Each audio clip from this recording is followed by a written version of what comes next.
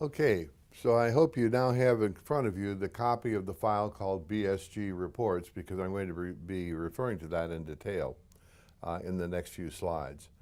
So just like in any kind of a sports competition, you need to scout any kind of a sporting event. You have to go out and scope out the competition and find out what they're doing.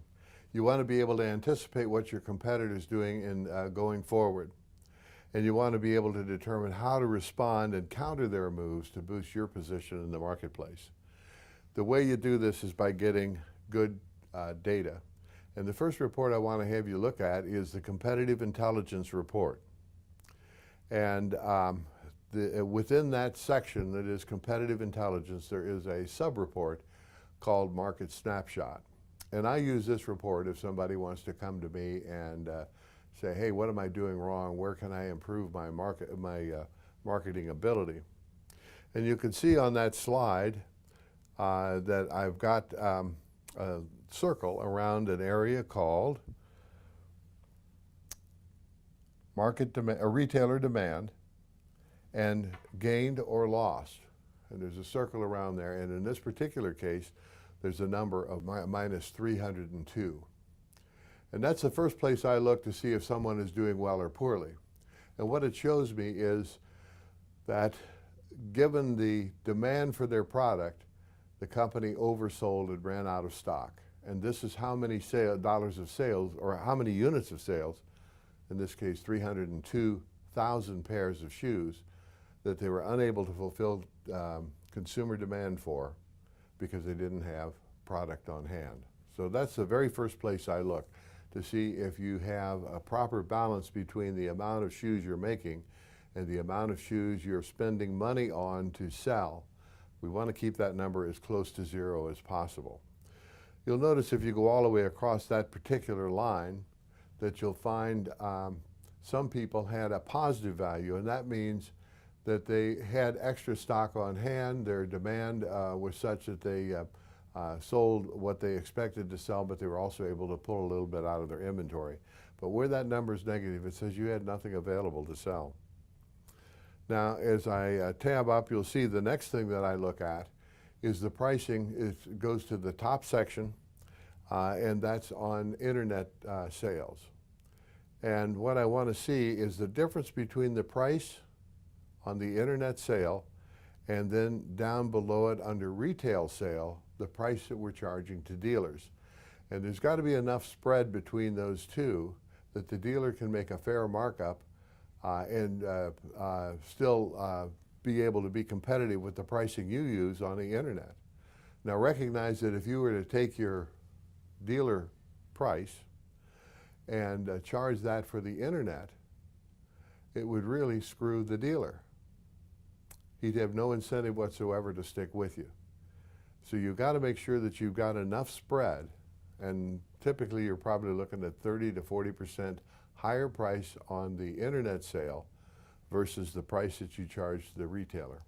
So that's the second area that I look at. Is there enough spread in there to keep the retailer interested?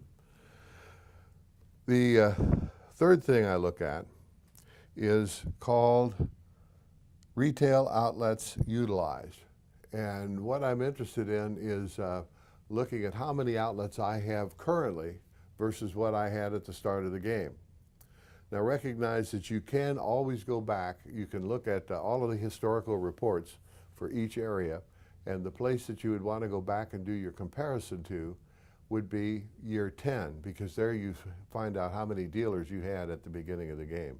And as I said, in North America, I believe it is 3,000 to start.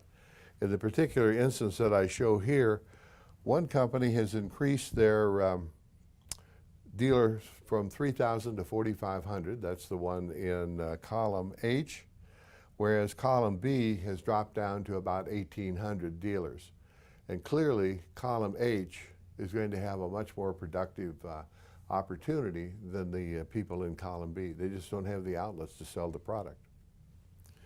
The next thing that I look at then are the the circle in the lower left-hand side, and this deals with private label. And the private label is, the way the private label is sold is the large buyer like a Walmart or a Kmart or a Target will put out a tender offer to buy a certain number of shoes.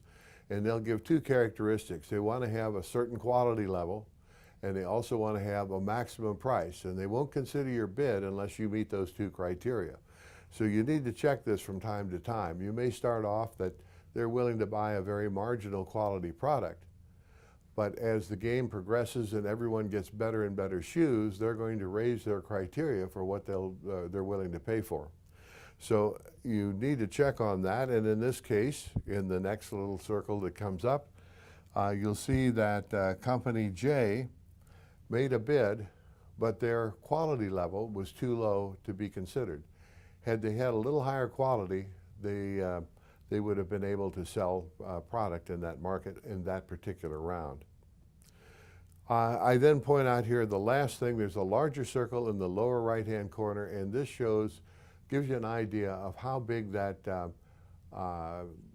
private label market is. How many shoes the tender offerer is willing to take, the number that were actually supplied, and the amount of shortfall or overage. This will give you some idea for the next round of what you ought to be considering and how much you want to be spending. Now that's going to take us on to the next report. So what I'm going to do here is just break and let you contemplate what's on this report and see if you can come to the same conclusions I've just described.